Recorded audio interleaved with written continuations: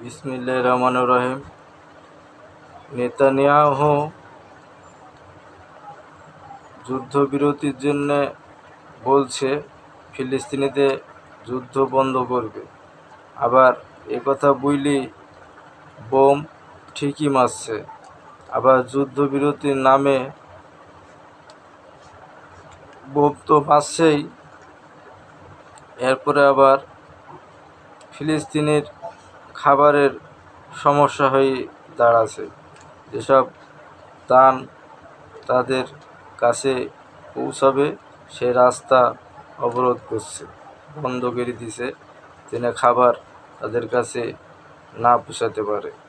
Bomb মারব না, মারছে, যুদ্ধ বন্ধ, এদিকে খাবারের পথ আটকে দিছে। এমন বেঈমান লোক আর পৃথিবীতে মনে হয় নাই, যার কথার কোনো দামই নাই।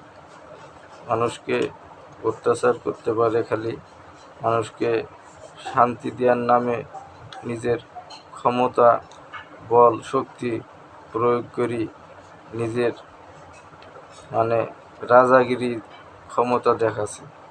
সব চক্রান্তর মধ্যে জড়িয়ে আছে। এসব হলো সাজানো নাটক আর চক্রান্ত। আল্লাহ তাআলা এদের সবাইকে সঠিক বুঝ দান করুন।